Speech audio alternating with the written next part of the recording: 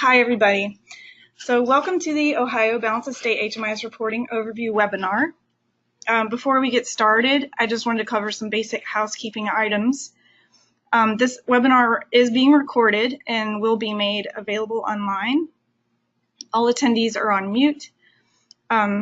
Because this is not a technical webinar, we are going to answer questions at the end of the webinar. So think of this as more of a forest, not the trees kind of thing. So we will not be covering things such as how to run a report or how to interpret a report, or specific issues that may have cropped up about a particular report. This is more of an overview. So if you have a question, you can send it through the question feature in the webinar software, and try to indicate what slide we were on when you had the question. And if there's time at the end, we will answer questions, but we want to get through the content since this is more of an overview webinar. So our objectives today are to understand what reports are currently available and to whom they are relevant. Also to understand some of the HMIS reporting changes that are coming up and how to understand, and to understand how to develop a reporting workflow for your projects or your regional needs. Sort of a larger topic here that's not being covered in this webinar is why developing a reporting workflow is important. This topic is vast and too much to cover today, but the short answer to the question is to become a more data-driven system where we are basing our decisions on local data relevant to our work. So something different about this webinar than other sort of HMIS webinars that we've done in the past is that the audience for this webinar is a bit larger than our normal target audience. We are definitely expecting HMIS users to be on this webinar, and they'll be represented in some of these icons here that you'll see throughout the webinar as to sort of what applies to you. But this is also aimed at any local coordinated entry team members in the Balance of State COC. And that could be any user or community representative or executive director that serves on a homeless planning region's coordinated entry team.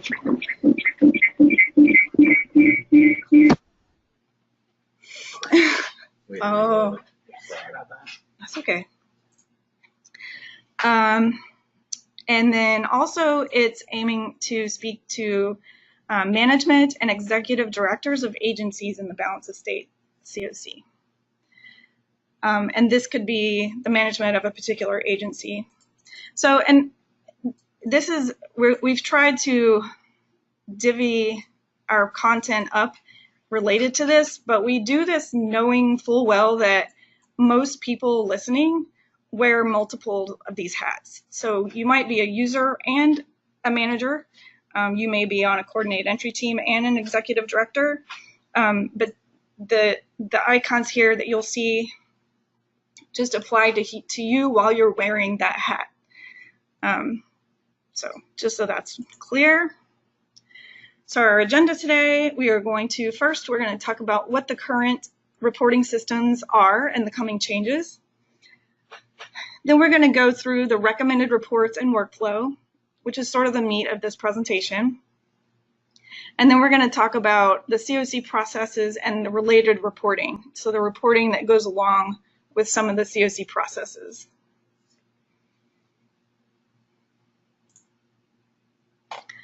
So our current reporting systems include a number of things that you may or may not have experience with, but the first one, I feel like at least all the users have experience with this kind, is the service point reporting system.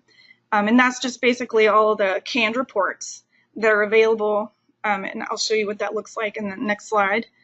But one of the features about the service point reports is there is no time lag on these reports. So if you run, say, an APR, and then notice something that's off and go correct it, and then run it again that day, you will see those changes reflected in the report that you run.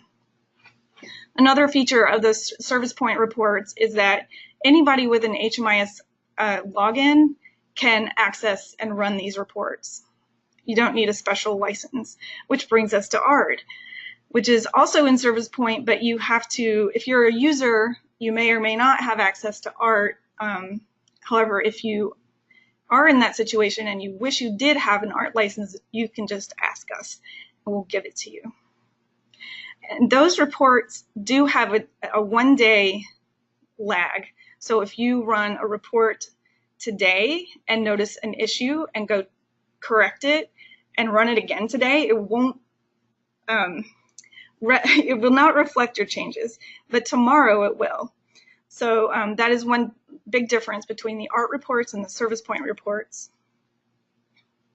I guess that was two big differences, but anyway, so then the next kind is click. So I guess I should have mentioned with ART is that ART is no longer going to be part of Service Point when we, if we ever upgrade to the next version of Service Point. They are dropping this and planning to replace it with Click, which is spelled Q-L-I-K. And so it's intended to replace ART, but in working with our vendor, we have kind of hit a wall and decided that it's not going to meet our needs in the future. And so that brings us to the next kind of reporting system, which is R and R Shiny. We will likely be sort of giving this a different name in the future, but this is the tool that's going to be replacing ART in the future. So we are going to be pulling data out of HMIS and designing reporting on our own and serving it out to you. The one example of this report, the only example actually that exists, is the diversion data quality report. So if any of you are access points and you do diversion, you may have seen this. The last kind of reporting system that we currently have is Tableau, where we tend to use this for PIT data and any kind of geographical data. It's really good with mapping. It's good with a lot of things, but this is what we've been using it for. And we have some reports that are available on Tableau Public. If you just go to Tableau Public and look up Ohio Balanced State, COC, you will see what we're talking about. And the link is in the presentation as well, coming up.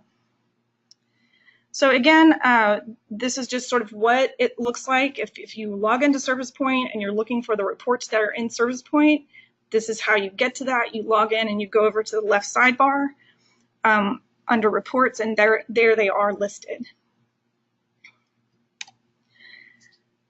And the ART reports, same thing. Once you log in, if you have a Connect to ART link, then that means you have an ART license that's active. And when you click that, it will bring you to this folder tree within which you can find multiple different types of custom reports and reports written by the vendor that may or may not be relevant to you. And those things that I was talking about earlier about the day lag and such applies to here.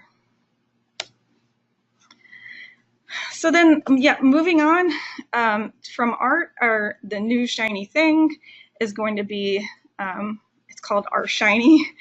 And this data quality report for the diversion provider is sort of just a test run. Like it's real data, but we're just kind of like trying to figure out how we are going to pull data out and serve it to you in the best way. So that's what it looks like. But if you can not focus on the stars in the background, then you can see like that. If you've seen that, then that's what that looks like.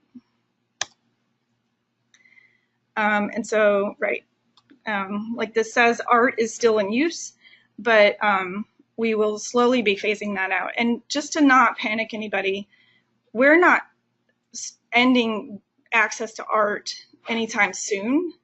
The worst that could happen is that I could lose access to be able to edit our reports, but we don't see that happening. I mean, it could happen technically, but even if that did happen, you would still have access to the reports that are there. So in the meantime, we're building this other thing, and moving forward, we're going to be using R. And this is so if you go to Tableau Public and look up our COC, this is what you'll see. There is a service area maps there. There's a lot of pit count data that's available to the public. Have there been any questions that I need to, okay, thank you. All right, so now we're going to talk about what the sort of recommended reports and workflow is. And I just want to be clear that we're just showing you like what's available. It's up to you and your your agencies, your localities, your regions to decide what works best for you as to what you all need to run and have organized. So there's 3 of these slides. The first one, you'll see the icon for management and executive directors. So this is sort of the short list of reports that were designed with agency management and executive directors in mind, and not exclusively, but these are the reports that you would think that segment, that when you're wearing that particular hat, would be curious about seeing in regards to either your agency or your region. So I'm just going to cover these one by one sort of quickly, and we're not going to go into super great detail on each one, but just sort of the general idea of which one is which. So the available housing list is basically the list of agencies that are on your regional planning, your regional coordinated entry plan. Thank you. Or what is an HMIS that should be accounted for in your plan, at least that HMIS knows about. So that would be something that as things get updated in your region, if you're using this list to sort of get the word out about who your access points are in your region, you might want to run this report and check that we have the correct access points and that you know who all the access points are in your region, so you can get that information out to the public. The bed utilization report, I'm sure everybody knows about that because we've been emailing that for the past number of years, although we did stop that practice recently. But that is basically meant to show, it's kind of a reality checker report. So it's looking at how many beds we think you all have and how many clients you have in HMIS on the last Wednesday of every month, as a way of checking, do we have the right beds and are you entering all your people and exiting them? But it also would show, how your capacity and like whether you're full all the time or really not full all the time, or things such as that.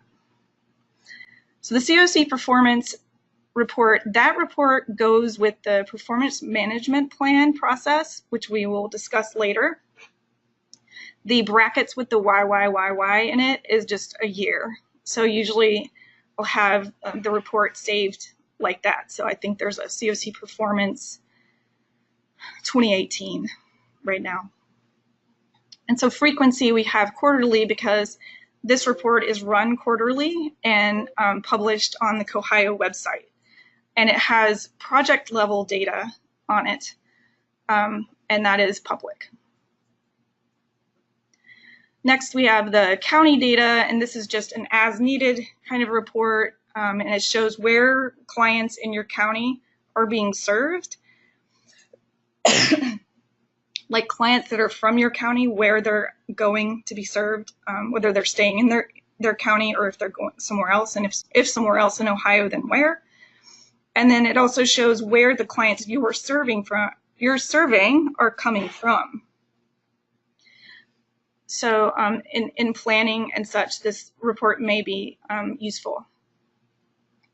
So then we get to the data quality reports, and the reason I have this on the management and executive directors list, it's also on the users list, but the reason I have it here is that providers are responsible for their HMIS data quality, and this is a good way to monitor the HMIS data that's going in and representing your agency. For desk time, it's sort of a similar idea. I can't, okay. Desk time serves as a way of knowing how long it's taking HMIS users to get their households entered into HMIS. So it could indicate a need for more support or help or staff if you're seeing desk times that are well beyond the 5-day window. Then there's the HPRH spending report, which is really only useful for HCRP projects. This is the report that ODSA is looking at, so it would make sense to see it every so often to be sure that the data is correct. The project evaluation report also has a year on it. That is for COC funded projects only, and it's for the COC competition, and again, we'll cover that later in the presentation. The shelter nights report is another as needed. Of course, that's only relevant to shelters. And I'm not really sure. I feel like there are some grant applications that ask for this, and that gets used a lot by shelters. I mean, this is just an as needed kind of thing. And then there's an unsheltered by county, and this is another kind of as needed report. It lists those households who are currently unsheltered in your county or group, whatever the group of counties that you run it on. Then there's the unsheltered data quality report and the diversion data quality report. So those two reports we have monthly here, but if applicable. So if you're not an access point and you're not using the unsheltered provider and you're not using or you're not using the diversion provider, then these would not apply to you. But if you have been entering clients or households into either the unsheltered provider or the diversion provider, you should definitely be running these. Well, the users should be running these monthly. And as management, it would be similar to the data quality reports where you would want to make sure that the data going in about your agency or your region is accurate.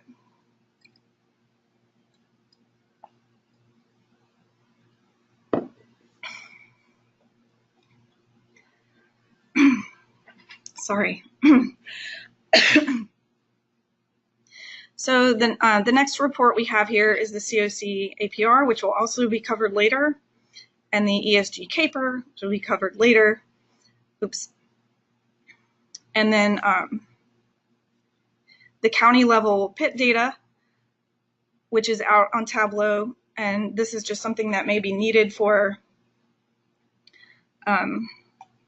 outreach or advocacy efforts to increase affordable housing if you need data for your city council or something like this.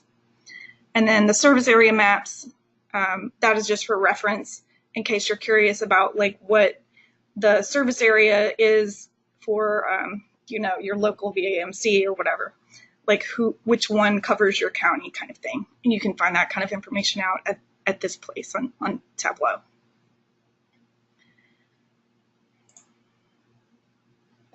So this particular list is aimed at sort of the coordinated entry team members. And of course that will definitely include some HMIS users and some executive management. But when you're wearing this hat, this is sort of the list of reports that may or may not be relevant to what you're doing.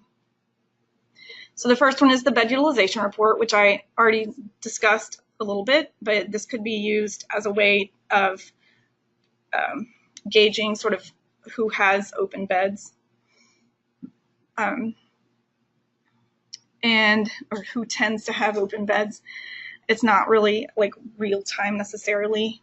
And then there's the PSH and RRH prioritization report, which is directly and squarely in the court of the coordinated entry team members.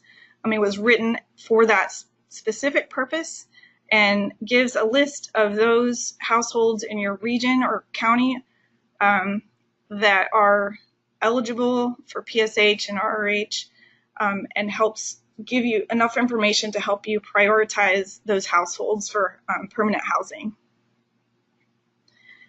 Also, the Unsheltered by County report is available for this as well if you just want to see the unsheltered folks. And then there's, for the Veterans Work Group, there is the Veterans Active List, which if you were on that work group, you're very familiar with this report. And that is similar to the prioritization report, meant to help prioritize veterans for permanent housing. And then again, I just mentioned the service area maps because that could help with your coordinated entry work to help coordinate relationships and connections between various types of available resources. Okay, so and this one is a list for mostly for users. And these are, like I said, just recommendations, and the point of this webinar is to be sure that you know what's available to you. So this is not like a prescriptive list of everything you need to run, just to cover that again. So to go through that, there is the current clients with no income or benefits report, and this is just as needed. This is a good one for case managers, and for keeping up with it. It was requested by a user actually because they were wanting to meet the COC goal. They wanted to better meet the COC goal of making sure that people were exiting with income and with benefits. But their problem was that they didn't have a quick way of ascertaining who those households were that they needed to work with prior to them exiting. So this report was built for that. And then your data quality reports, of course, highly recommended to run monthly. And then there's an interims report, which is meant to be run as needed. This is only applicable to PSH projects. And it helps case managers know when a household is up for their annual assessment. Then there's an overlaps report. If you're noticing that when you enter a household into your project, that they're already still active in another project, and you feel like it's an issue, you can run this report to check to see if it's a larger issue or a one-off.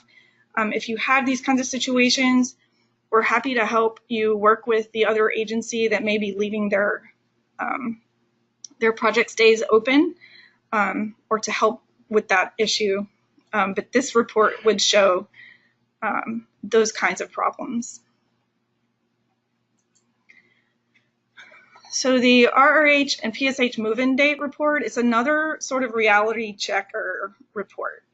So rapid rehousing projects and permanent supportive housing projects both have to record a project start date and a move-in date. And these dates mean very different things, and getting the dates wrong can have a negative effect on your reporting.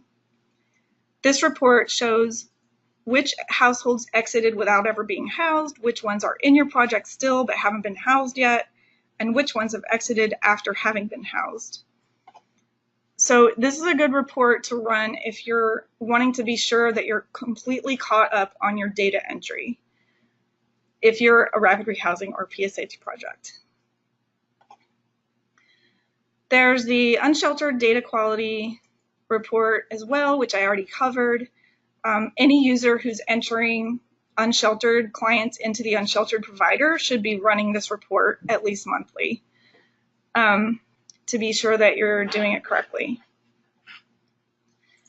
And then same goes for the diversion data quality report. If you're entering households into the diversion provider, please be running that report, that data quality report monthly as well, and checking to see that you have all your errors sorted out. And then I just, again, put the service area maps here in case users sometimes might need to know something that's there. So just to reiterate about the data quality reports, you may recognize this. This is sort of how they all look in general. And this is an example of, you see how this is red. This is an example of where a client has yes for disabling condition of long duration, but they don't have any disabilities in the sub-assessments to tell us which disability that is. And so these kinds of data items would be counted as missing or incorrect, and they can count against your agency and project ranking and reporting to HUD. So these are the kinds of things that need to be corrected. On the other hand, there are other parts of the data quality report that simply show things that are, quote, questionable. And I'll talk a little bit about that word in a minute. But you'll notice that there is no red here. Data items labeled as questionable will not count against your agency in project ranking and can be explained in the notes section of funding applications. So if you're running this and you're seeing something that the report is calling questionable, it just means that there may be an issue. It doesn't mean there's anything to fix necessarily. This particular set of clients may all be receiving SSI or SSDI because they're a beneficiary or because their child has a disability. And we add that kind of income onto the adults record. So if that's true for any of these clients, there's nothing to do here. Questionable simply means check for accuracy. So, and about that, we have discussed perhaps changing the word questionable to just that, to check for accuracy, as we've been given feedback that the word is a bit jarring. So in order to make this clearer, we have talked about doing a kind of like redesign and making, instead of it saying questionable, it'll say check for accuracy. So that's really what we mean anyway.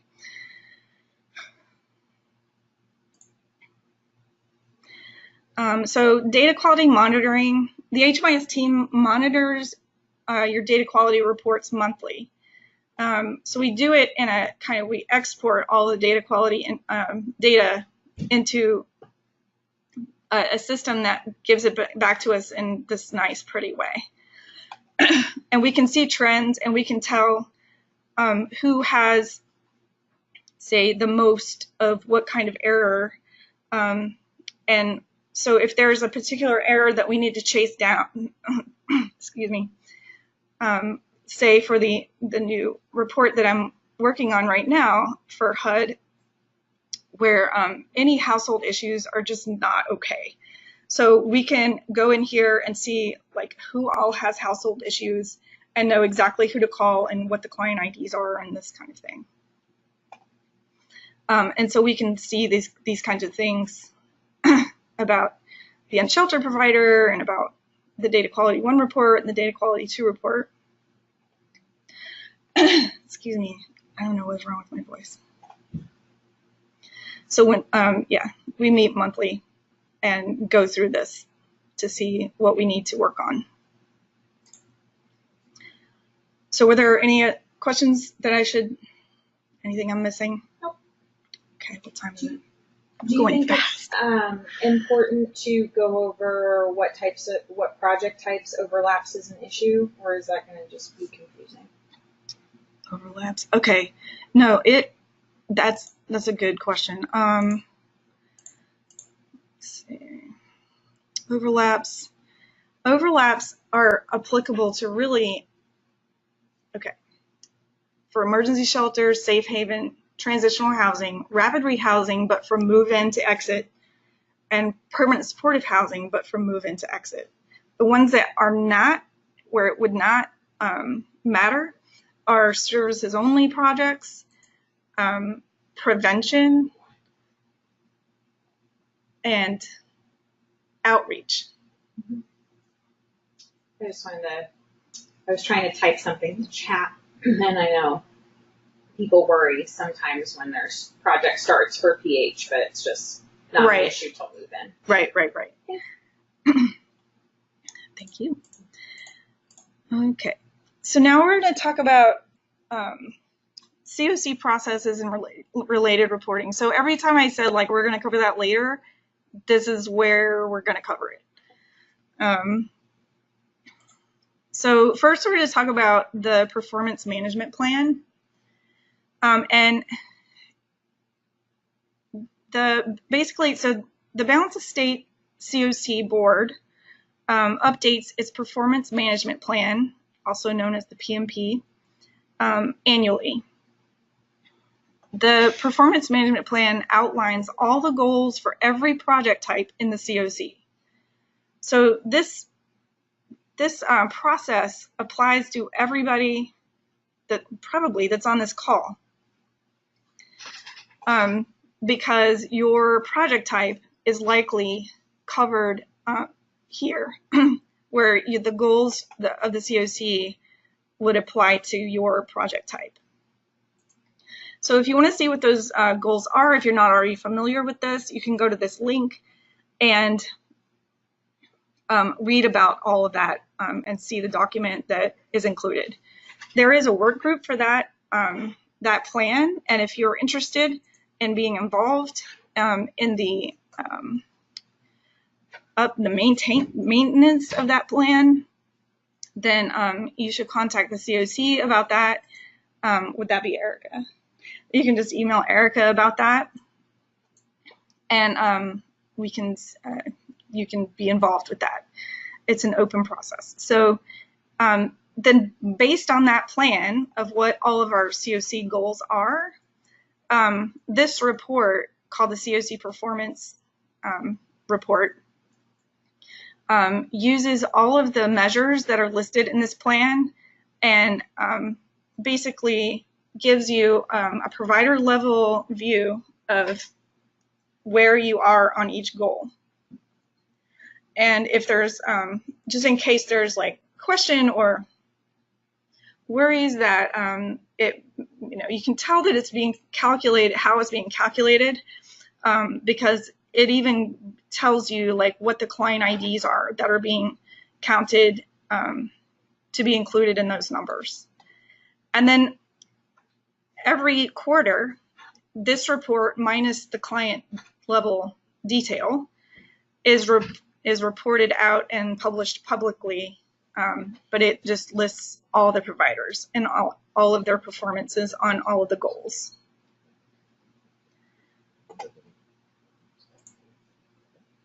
So the next process that the COC has that we've built a custom report around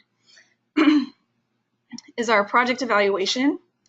And so every year, the Balance of State COC must rank its COC-funded projects for the COC competition. This process is only applicable to PSH, to permanent supportive housing, that is, to transitional housing, to the safe haven, and a handful of rapid rehousing projects. So the way to know if you're COC funded is if you have to submit a COC APR to HUD using SAGE, your project is COC funded. So if you're not sure about that, you should email us about it. So anyway, you can go here on the Kohio website to get the way that we evaluate projects. You can see over the past number of years what those evaluation criteria has been. if you wanted to. And then, so every year, and now this most recent competition is over, but if you wanted to look at how this last year was done, and probably how next year's will be done in a similar way, you can go and download that information. So based on everything in that plan, there's the project evaluation report, which will return to you what your scoring would be on the things that come from HMIS. So there are things that you're scored on that aren't in HMIS, and this report would not speak to that. It would only speak, obviously, to what's in HMIS because it's HMIS reporting. So if you, every year when this report gets released is basically when it's relevant. So if you were to run this report right now, it really wouldn't be that relevant because the COC competition is over for this year. But next year, when this report is updated based on the new, the 2019 COC competition, you would definitely want to run that as soon as it was available to see how your project is doing, how it may be ranked. So for the veteran work group, for those of you that are involved in the Ending Veteran Homeless work group, this report serves as a way for regions to find and house veterans as quickly as possible. So again, if you're looking for what our plan is in regards to ending veteran homelessness, it is on our COC website, our Cohio website under the Balance of State COC, and it would list all what our the benchmarks are and what the process is as to how to meet those benchmarks and keep up your HMIS to help us house the veterans as quickly as possible. And so the report that was built off of that plan is called the Veterans Active List, and it gives us sort of where we are on meeting the benchmarks, how many homeless veterans are current, how many are on the active list, how many are homeless but then they have not received an offer of housing yet, all kinds of things that are needed to coordinate that across the COC. Any questions about any of this? Okay. I feel like I'm going really fast. Okay, so just to talk a little bit about the COC APR, there's a COC APR and a COC APR 2018, and we didn't have anything to do with it. I don't think we were barely even told by the vendor that was happening. But anyway, yeah. So the COC APR is the report in Service Point that's used. You can either run it because you need to submit it to a funder. So whether that's HUD, which is the usual case, or you need to run it for ODSA, those are all valid reasons to run it.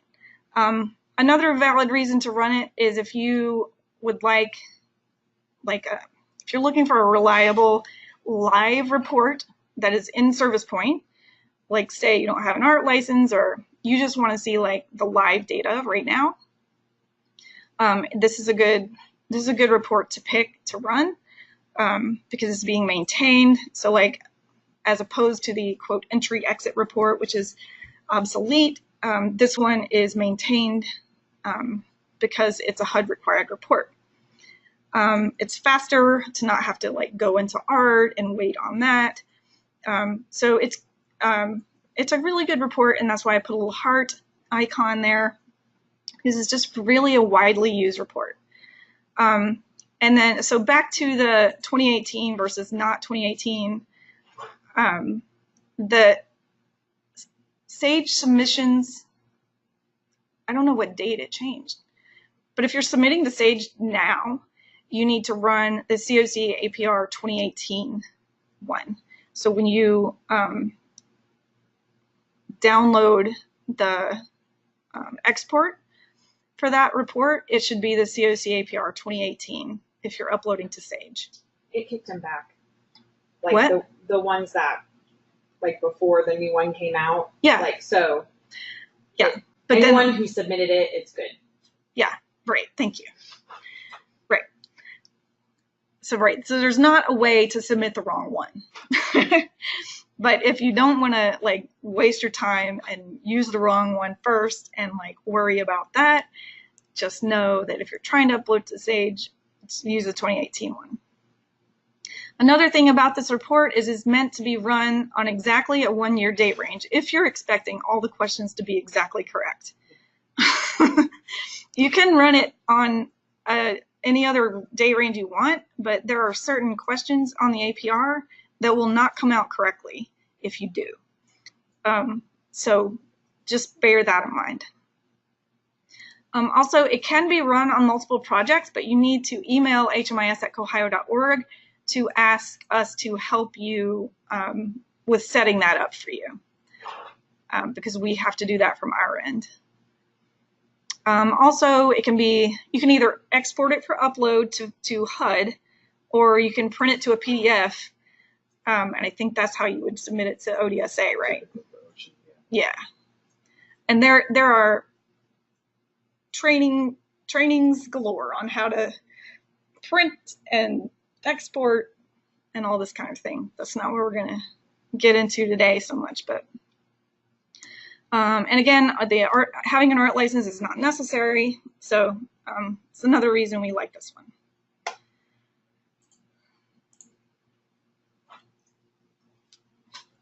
So for HCRP projects, there are about 4 reports that can be useful.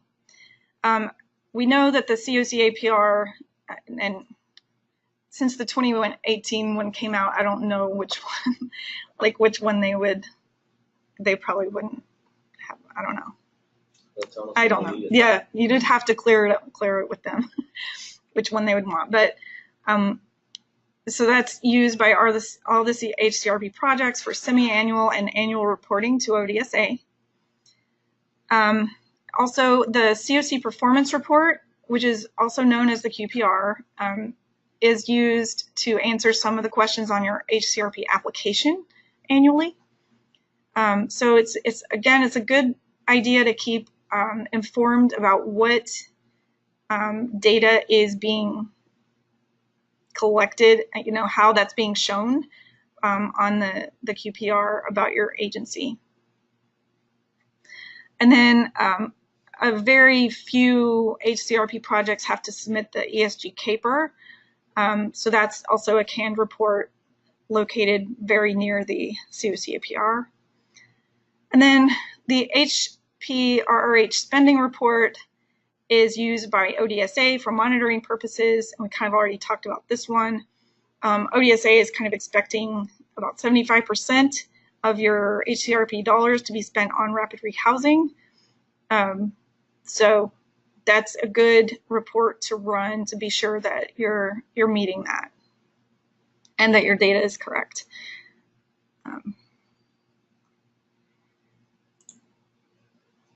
Okay, so sort of like what I mentioned this like earlier in the slide, creating local workflow. This is just sort of designing a collection of reports and sort of who's going to do it and how often, kind of reports you want to help make decisions.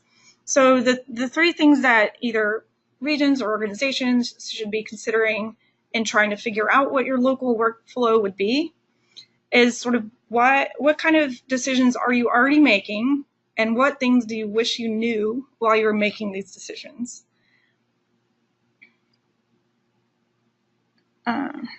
Also, which reports give you that information that you need to know, and what information is not available in the current reporting. And then how often should you reassess this? So we're thinking annually makes sense. So at the organization level, management and case managers can work with HMIS end users to decide what reports are needed and how often, who will run them, what the date ranges are, and this kind of thing. At the regional level, planning committees can work with relevant organizations on a reporting workflow that works for everyone. And these are just recommended practices. We're not instating any kind of like rule that you must have a workflow or that, you need to have this, and like it's not going to be, we're not going to like check on you to make sure. Like this is just meant to help you know what's available and get a sense for how you can use data to become a more data-driven decision-making system. So just so you know, like this is just meant to help you use your HMIS data that you work so hard to enter. And this is just resources as to, when you have questions, you can email us, or you can go to our portal here and find help training videos and instructions as to how to do things at hmis.cohio.org. What have we got? Nothing. A couple people raised their hands. I told them to put their questions in. Okay. And I didn't get anything. So. Okay. All right. Well, then, did we end on time? We ended early. Yeah. That's okay. I hope I didn't go too fast. Please be sure and email if you have any questions about this. And cheers to Carolyn, who helped me designing this, the slides, and everyone who helped me. So, nothing else? No, I got what does ACT stand for? I don't remember seeing that. ACT. Where? ACT. I don't recognize that.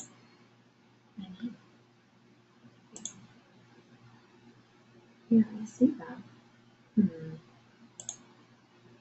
I don't know. Academic. What is that? The SAT and the ACT? I know, that's what I'm thinking of too. All right. So we'll go through the questions and follow up as needed. Thanks, everyone. Thank you. Oh, yeah, that's what it was. I'm going to stop. Art. Oh, art. Yeah. Wait, I didn't close it yet. No. End webinar.